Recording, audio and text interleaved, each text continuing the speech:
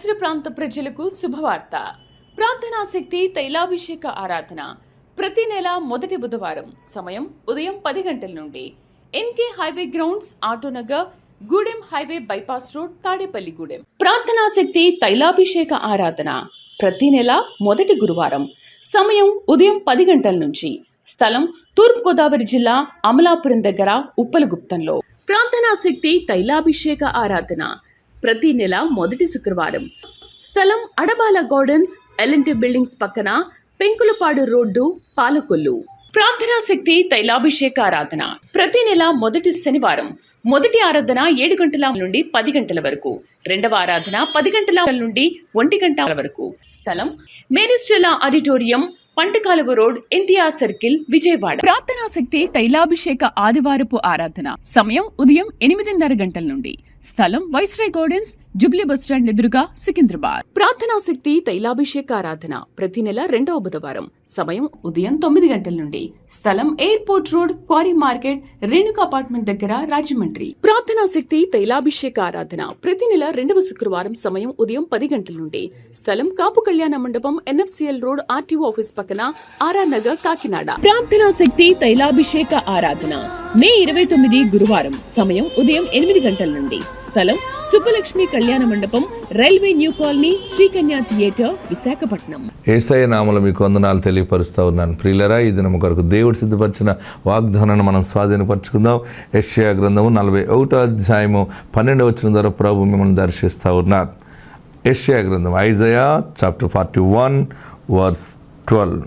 నేను చదువుతున్నాను, చూడండి. నీతో కలహించు వారిని నీవు వెదుకుదువు గాని వారిని కనుగొనలేకపోదువు.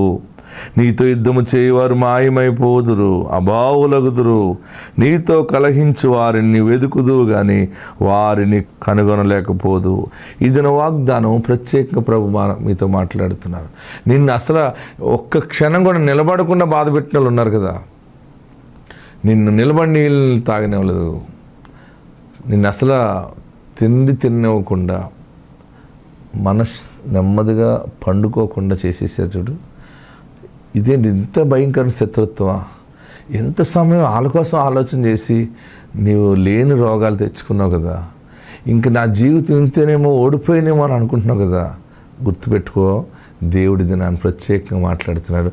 నిన్ను బాధ పెట్టిన వారు ఎవరైనా సరే మళ్ళీ నీకు కనపడకుండా అయిపోయేస్తారు అంతే.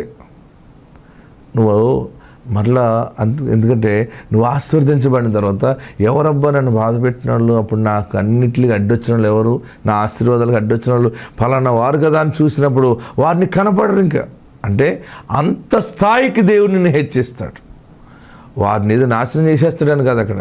బాగా గుర్తుపెట్టుకోండి, దేవుడు నిన్ను మొదటి స్థానం నుండి నిన్ను 10వ స్థానంలో పడేస్తాడు తీసుకెళ్ళి. నువ్వు 10వ స్థానంలో నుండి చూస్తే వారు నువ్వు మొదటి స్థానంలో ఉన్నప్పుడు 2వ స్థానంలో ఉన్నవారు నిన్ను బాధ పెట్టారు కదా.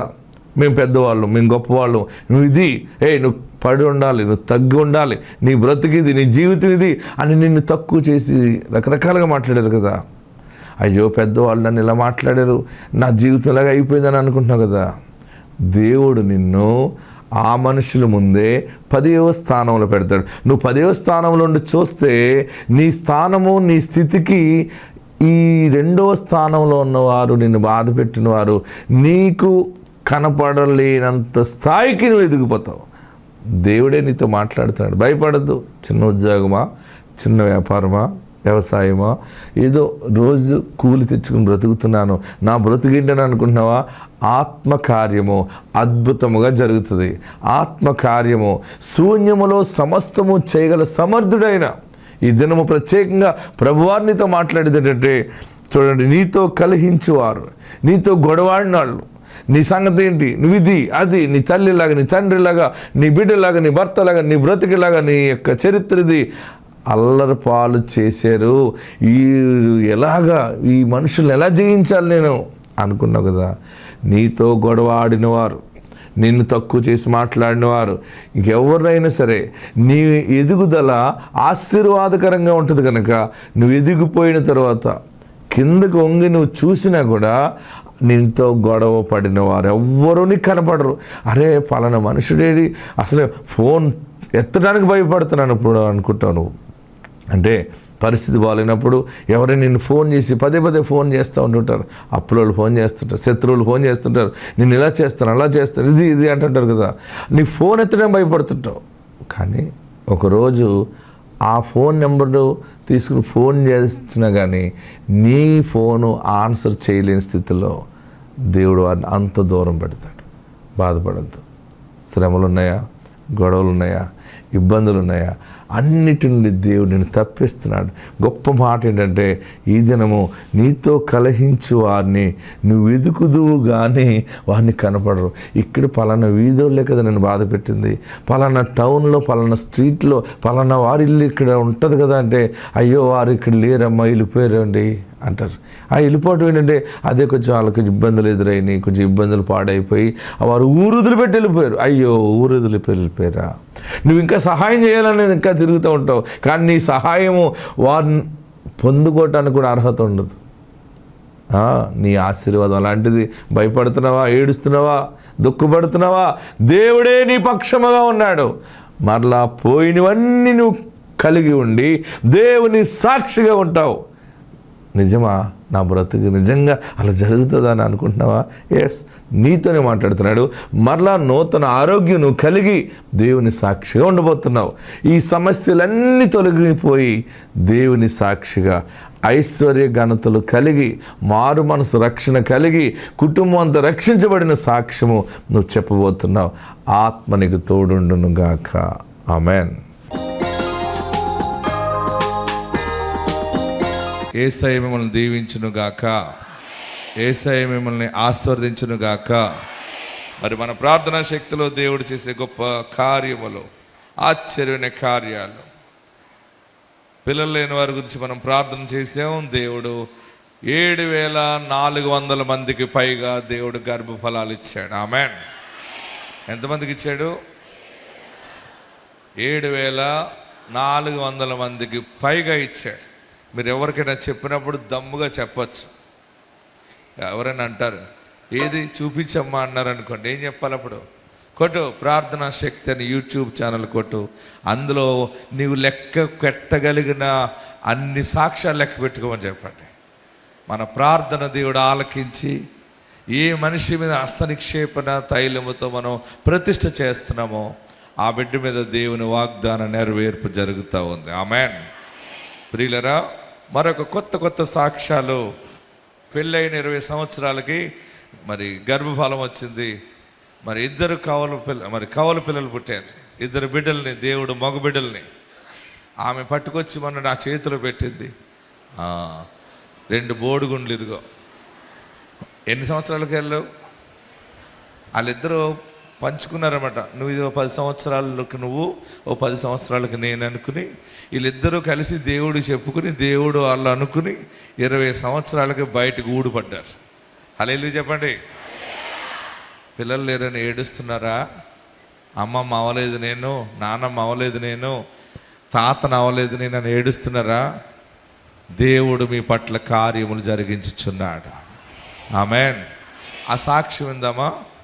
నూకారెడ్డి దివ్య వీరు అర్జునుడిపాలెం తలుపు నుంచి ఇక్కడ తాడేపల్లిగూడెం తైలాభిషేకానికి వచ్చారు. వీరికి వివాహం జరిగి 20 సంవత్సరాలు అయింది. అయినా పిల్లలు పుట్టడం లేదని చాలా మందులు వాడారు. ఇంకా పుట్టరని వారు విసిగిపోయి ఆగిపోయారు. ఆ తర్వాత వారి ఊరు నుంచి ఇక్కడ తైలాభిషేకానికి వస్తున్న వారికి చెప్పినప్పుడు, అలానే వారు టీవీలో కూడా మన ప్రార్థనా శక్తి వాక్యం చూశారు. గర్భఫలాలు పొందుకుంటున్న అనేక మంది సాక్ష్యాలు వారు విని ఇక్కడ తైలాభిషేకానికి వచ్చారు. తాడేపల్లిగూడెం వచ్చి దైవజనులతో ప్రార్థన అభిషేకం చేయించుకుని ఫలం తీసుకుని వెళ్ళిన తర్వాత దేవుడి వారి జీవితంలో కార్యం చేసి కవల పిల్లలు వారికి పుట్టడానికి దేవుడు సహాయం చేశాడు. 2 బాబులు. వివాహం జరిగిన 20 సంవత్సరాలకి దేవుడు తైలాభిషేకానికి వచ్చి ప్రార్థన చేయించుకున్న తర్వాత వారికి గర్భఫలాన్ని 2 కవల పిల్లల బాబులు పుట్టడానికి దేవుడు సహాయం చేశాడని వారు సాక్ష్యం చెప్తున్నారు. ఈ సాక్ష్యం దేవుడు దీవించునుగాక. హల్లెలూయా. మరొక అద్భుతమైన సాక్ష్యం. ఈ ప్రార్థన తైలం ద్వారా ఏలూరులో ప్రార్థన జరిగింది. ఆ ప్రార్థనలో ఆమె వచ్చి చెప్పిన సాక్ష్యం ఏంటంటే, వేరుశనగ పంట వేశారు, మొత్తం ఎండిపోయింది. తైలము తీసుకెళ్ళి వేశారు, 1 టన్ను కూడా అవ్వదనుకున్నటువంటి పంట 12 టన్నులు అయ్యిందని సాక్ష్యం చెప్పింది. మనమే నమ్మలేము దీన్ని. నమ్మగలమా? చూడండి, ఆమె ఎంత గొప్ప అనుభవంతో ఆ బిడ్డ చెప్పిన సాక్ష్యము చూడండి. మేము ప్రార్థనా శక్తికి మొత్తం చాలా కాలం నుంచి వస్తున్నామండి. ఏరుసన చేను విత్తనం వేసామండి. విత్తనం వేసిన తర్వాత అది మామూలుగా నీళ్ళు మంచి నీళ్ళు కాదండి, అవి వేడి నీళ్ళు కిలవ నీళ్ళు అండి. అయితే మేము విత్తనం వేసేసాము. వేసేసిన తర్వాత తడి పెడుతుంటే చేను మీద పడి చచ్చిపోయింది చేను. చనిపోతే ప్రార్థనా శక్తిలో మేము సాక్ష్యం చెప్పాలి నాయన, ఈ చేను మంచి ఫలాలు ఇవ్వాలి నాయన అని ప్రార్థన చేసుకున్నప్పుడు అయ్యగారి దగ్గరికి వచ్చి చేను ఫోటోలు తీసాను, వీడియోలు తీసి అయ్యగారికి చూపించిన తర్వాత అయ్యగారు చూశారు, ప్రార్థన చేశారు. దేవుడు చాలా అసలు చేను కనీసం టన్ను కూడా అవ్వదని చాలా దుఃఖపడ్డాను. 12 టన్నులు అయ్యింది. దేవుడు చాలా మేలు చేశాడు. నిజంగా చేను పట్ల మాకు గొప్ప కార్యం చేశాడు. చూడండి, దేవుడు వీరి పట్ల చేసిన కార్యము, వారి భూమి పంటను దేవుడు మరి ఫలింపచేశాడు. ఎంత గొప్ప దేవుడు చూడండి. 1 టన్ను కూడా అవ్వని పంట దేవుడు 12 టన్నులు అవడానికి దేవుడు కృప చూపించి ఆ యొక్క ఫలింపు దేవుడు వారికి ఇచ్చాడు. దేవునికి మహిమ కలుగును గాక. కన్నీళ్లతో విత్తువాడు సంతోష గానముతో పంట కోస్తాడని దేవుని వాక్యము నెరవేర్చి ఉన్నాడు. హల్లెలూయా. ఇది మనం నమ్మగలుగుతున్నామా? ఇది ఏమన్నా మాయా? పోని చెప్పండి. మాయలోడు కూడా చేయలేడు ఈ అద్భుతం. యేసయ్య ఏదైనా చేయగల సమర్థుడైన. 1 టన్ను అవ్వటం కష్టం అనుకుని బాధపడింది. ఆ ఎండిపోయిన చేనునే పట్టుకొచ్చింది తైలాభిషేకం అప్పుడు. ప్రతిష్ఠ చేసాం. ఈ ప్రార్థన తైలం పట్టుకెళ్ళి ఆ చేనులో ఆమె వేయటం. ఎన్ని టన్నులు అయిందని చెప్పింది? అసలు చేను కనీసం టన్ను కూడా అవ్వదని చాలా దుఃఖపడ్డాను. 12 టన్నులు అయ్యింది. దేవుడు చాలా మేలు చేశాడు. నిజంగా చేను పట్ల మాకు గొప్ప కార్యం చేశాడు. చూడండి, గట్టిగా హల్లెలూయా చెప్పండి. 1 టన్ను భయం వేసింది వాళ్ళకి. ఆయన ఎన్ని టన్ను కలిపాడు? 11 టన్నులు దాన్ని కలిపి మొత్తం 12 గుమ్మాల ఆశీర్వాదం. ఆమేన్. నేను మీకు ప్రకటిస్తున్నాను, మీరందరూ బాగుంటారు, మీరందరూ ఆశీర్వదించబడతారు. నా జీవితం ఇలాగ అయిపోయింది, నా బ్రతుకు ఇలాగ అయిపోయింది, నా బిడ్డ బ్రతుకు ఇలాగ అయిందని ఏడవకు. నీకు యేసయ్య నీ ఇంట్లో ఉన్నాడు. ఆమేన్. యేసయ్య నీ గుమ్మములో ఉన్నాడు. యేసయ్య నీ ఇంటిని ఆవరించాడు. ఏ కీడు నీకు రాదు. ఆమేన్. ఈ సాక్ష్యాలు మనకే ఆశ్చర్యంగా ఉన్నాయి. మీరు గమనించండి, నేను చెప్తున్నాను, ముందు మనమే నమ్మలేని సాక్ష్యాలు వినబోతూ ఉన్నాం. తొందరలో చనిపోయిన వాళ్ళని కూడా అందరిని పిలిచి అందరి ముందు ప్రార్థన చేసి బతికించే రోజులు దేవుడు మనకి ఇవ్వబోతూ ఉన్నాడు. మీ పట్టణంలో ఒకరిద్దరు బ్రతికిస్తామని చెప్పామనుకోండి, మీడియా అంతా వచ్చిందనుకోండి, టీవీ ఛానళ్ళలో వస్తారు, అందరూ వచ్చారనుకోండి, హేతువాదులు, నమ్మలేని వారు అందరూ వచ్చినప్పుడు మనం యేసు నామములో ప్రార్థన చేసి ప్రకటించినప్పుడు చనిపోయిన శవము జీవము కలిగి లేచి నిలబడ్డారనుకోండి, 1 క్షణంలోనే యేసులోకి మారిపోతారు. ఎందుకంటే ఆయన రాకడ సమీపముగా ఉంది. ఎవరు రాకడ? ప్రభు రాకడ బహు సమీపముగా ఉంది. ఆ రాకడ సమీపంగా ఉన్నప్పుడు ఏం జరుగుతుందని చెప్పాడంటే, ప్రతి మోకాలు యేసు నామమున వంగును అన్నాడు. ప్రతి నాలుక యేసు దేవుడని ఒప్పుకొనును అన్నారు. సడన్గా టక అందరూ మారిపోయి చెప్పాలంటే యేసయ్య భూమిని తలకిందులు చేయవారిని తీసుకొస్తున్నాడు అన్నాడు. అది మనమే. దేవుని కార్యాలు దేవుడు మన ద్వారా జరిగించబోతా ఉన్నాడు. దేవునికి మహిమ కలుగును గాక. హల్లెలూయా. ఈ సాక్ష్యాన్ని నేను యూట్యూబ్లో మీరు ఎవరెవరికైనా చూపించుకోండి. ఇంకా దమ్ము ధైర్యం ఉంటే ఎవరు నమ్మకపోతే వాళ్ళ అడ్రస్ కూడా ఇద్దాం, వారు పొలము కూడా వెళ్ళి చెక్ చేసుకోమనండి. యేసయ్య నిజమైన దేవుడు. ఆమేన్. మరొక సహోదరి ఒక అద్భుతమైన సాక్ష్యం మన విజయవాడలో చెప్పింది. ఏంటో తెలుసా మీకు? పెళ్ళయింది ఆమెకి. పెళ్ళైన తర్వాత ఆ సంవత్సరంలోనే గర్భం ధరించి కుమారుని కన్నది. చూడండి, పెళ్ళైన కరెక్ట్గా సంవత్సరానికి తన భర్తకి ఆమెకి గొడవ అయింది. పెద్ద గొడవ అయింది. గొడవలు ఎందుకు అవుతాయి భార్య భర్తలు చెప్పండి? ఎవరైనా చెప్తారా? నేను చెప్తానన్న వాళ్ళు ఎవరైనా ఉంటే చేయి పైకెత్తండి. మీ భర్తలతో ఎప్పుడు గొడవ లేదా మీకు? మీ భర్తలతో ఎప్పుడు, మీ భార్యలతో ఎప్పుడు గొడవ ఆడలేదా? రాజా, గొడవలు ఎందుకు వస్తాయి?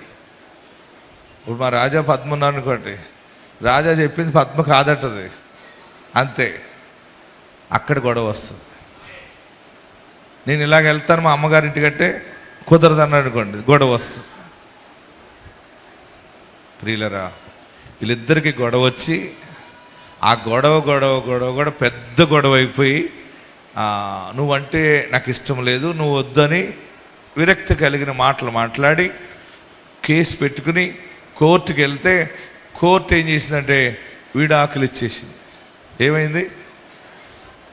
పెళ్ళి పెడాకులు అయిపోయింది. చెప్పండి, పెళ్ళి మామిడాకులు పెడాకులు అయిపోయినాయి అన్నమాట. అయిపోతే ఇంకా సంవత్సరం, 2 సంవత్సరాలు, 3 సంవత్సరాలు, 4 సంవత్సరాలు, 5, 7, 10, 14 సంవత్సరాలు అయిపోయింది. ఆ మనుషుడికి ఇంకా పెళ్ళి అవ్వలేదు, ఈ మనిషికి ఇంకో పెళ్ళి అవ్వలేదు.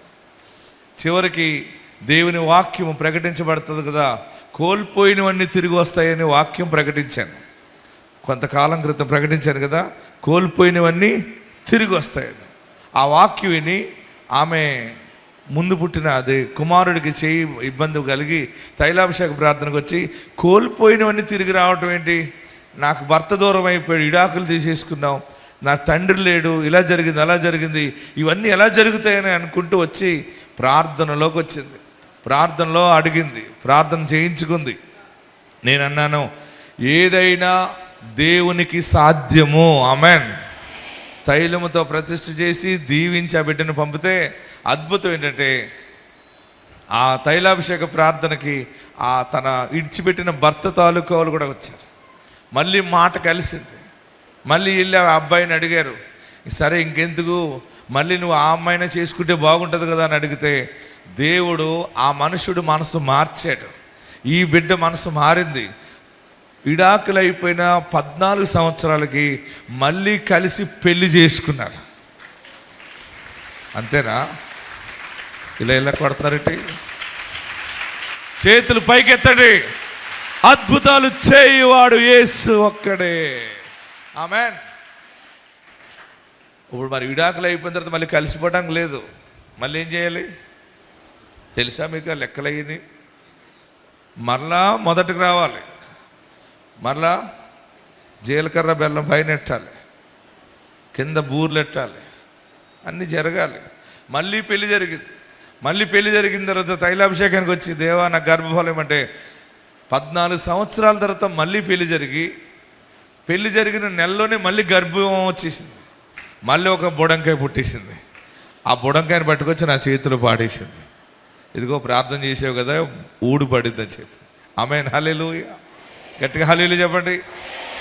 ఇది ఎవరైనా చెప్తే నమ్మగలమా? దేవుని కార్యాలు. ఆమె వచ్చి తైలాభిషేకంలో చెప్పిన సాక్ష్యం విందాం. చూడండి. దేవుని పేరిట అందరికీ నా వందనాలు. దైవ సేవకుల దగ్గరికి 2023 గుంటూరులో వస్తూ ఉండగా నాకు దైవ సేవకుడు ద్వారా డైలీ మాట్లాడేవాళ్ళు వాగ్దానంతో. నువ్వు కోల్పోయినవన్నీ తిరిగిస్తాను అనేవాళ్ళు. నాకు అర్థమయ్యేది కాదు. తల్లి చనిపోయింది, తండ్రి చనిపోయాడు, భర్త విడిపోయాడు, ఎట్లా ఇస్తారో అర్థమయ్యేది కాదు. ఏడుస్తూనే వచ్చాను. కానీ ఒకరోజు కొడుకుది చెయ్యి ఇరిగింది. ఇక్కడికి వచ్చానండి. ఇక్కడికి వచ్చినప్పుడు మా అత్తయ్య చూసి నన్ను మళ్ళీ మీకే చేస్తామని చెప్పి మాట్లాడి మా ఇరువురికి వివాహం చర్చిలో ఘనంగా జరిపించి ఒక్క నెల రోజుల తర్వాతే మళ్ళీ ఈ బిడ్డను మళ్ళీ దేవుడు నాకు ఇచ్చాడు. సంవత్సరానికే విడిపోయాను. 14 సంవత్సరాలు దూరంగానే ఉన్నాను. కానీ దేవుని సన్నిధికి ఇక్కడికి వచ్చాక దేవుడు నాకు కార్యం చేశాడండి. ఇది ఎంత ఆశ్చర్యం! ఇది విడాకులు ఇచ్చి 14 సంవత్సరాలు దూరం అయిపోయిన వారిని మళ్ళీ ఈ బిడ్డ కోరుకుంది. ఆ భర్తను మళ్ళీ భర్తగా ఇచ్చి వీళ్ళిద్దరిని కలిపి ఈ బుడ్డిని ఇచ్చాడు అనమాట. విడాకులను మావిడాకులుగా మార్చే దేవుడు యేసు దేవుడు. ఆమెనండి. పాడైన బ్రతుకుని మరలా చిగురింప చేస్తాడు. ఆ వరం దేవుడు మనకిచ్చాడు. అందుకని మీ కొరకు ఇంత దూరం వస్తున్నాను నేను. అందుకనే ఎంత కష్టమైనా మీ అందరి మీద చేతులుంచి ప్రార్థన చేసేది ఏంటంటే, ఇది వరముతో జరుగుతున్న సేవ. ఇది ఏ సేవ? ఇది ఒక వరము ద్వారా దేవుడు నా తండ్రికి ఇచ్చాడు. అందుకనే మీ కొరకు ప్రార్థిస్తున్నాను.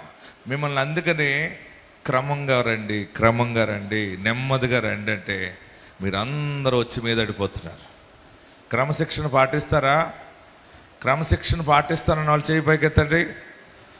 మీరందరూ బుద్ధిమంతులు. దేవుడు మిమ్మల్ని దీవించునుగాక, ఆత్మతోడుండునుగాక. ఏలూరులో మరొక పంట సాక్ష్యం ఉంది. ఈ సాక్ష్యాన్ని కూడా చూద్దాం. నిన్నటి దినమందు చాలా గొప్ప గొప్ప సాక్ష్యాలు ఏలూరు పట్టణంలో వచ్చినాయి. నా పేరు అనంతకుమారి. నేను టీవీ ద్వారా ప్రసంగం విని నేను విజయవాడ మందిరానికి రావడం జరిగింది. ఇక్కడికి వచ్చినాక ప్రార్థన చేయించుకున్నప్పుడు అనేకమైన మేళ్ళు కొన్నాను. నాకు గృహమే లేదండి. అయ్యగారు ప్రార్థన చేసినప్పుడు నేను సొంతంగా గృహం కొనుక్కున్నాను. గవర్నమెంట్ ఇచ్చింది. మళ్ళీ ఇప్పుడు నేను ఉండే ఇల్లు కూడా కొనుక్కుంటున్నాను. అలాగే నేను ఎక్కడన్నర పొలం చేస్తూ ఉండగా పొలం అంతా పసుపు మొక్క వచ్చేసింది. ఎల్లో మొక్కలాగా అయిపోయి అసలు కాయదు వదిలేసేద్దాం అనుకున్నప్పుడు ఏసు రక్తం 2 లీటర్ల బాటిల్లో వేసుకుని చేనంతా తిరిగి జల్లినప్పుడు నా పక్కన ఉన్న వాళ్ళందరూ కూడా 3, 4, 5 అయినప్పుడు నాకు దేవుని కృపలో ఆ నూనె తైలు రాసిన జల్లినప్పుడు 7.5 బస్తాలు అయినాయండి. నేనైతే తీత కూడా తీయొద్దు వదిలేసేత్వం అనుకున్నాను. కానీ నా దేవుడు విడిచిపెట్టలేదు. దైవజనుల పట్ల దైవజన ప్రార్థన పట్ల నాకు గొప్ప కార్యం జరిగినందుకు అలాగే ఒక స్పాన్సర్ చేస్తానని అనుకున్నాను. అలాగే చెప్పిన రీతిగా స్పాన్సర్ చేస్తున్నాను. మహిమ కలుగును గాక. హల్లెలూయా. టీవీ కార్యక్రమానికి ఒక విత్తనం వేస్తున్నారు. దేవుడు వారికి ఇంకా ఫలింపు దయచేయును గాక.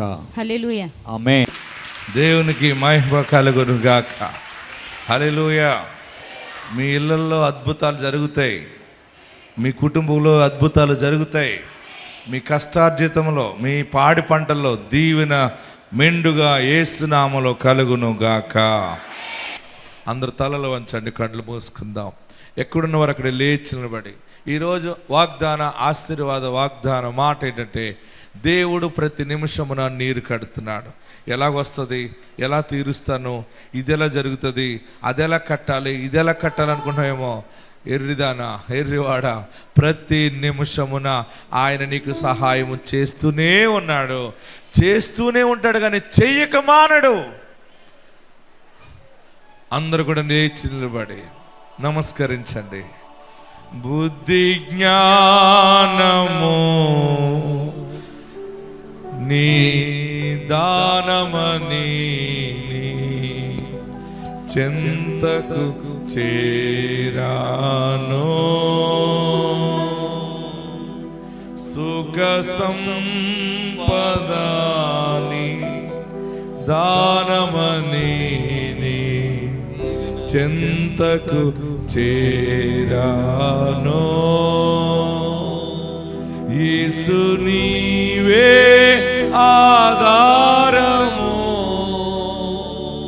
యేసు నీవే నా ప్రాణము. అందరూ కూడా నీవే నా ఆధారము బాబు. నువ్వు నీరు కట్టకపోతే నేను బ్రతుకుతానా? నీవు సహాయం పంపించకపోతే నేను జీవించగలనా? అందరూ కూడా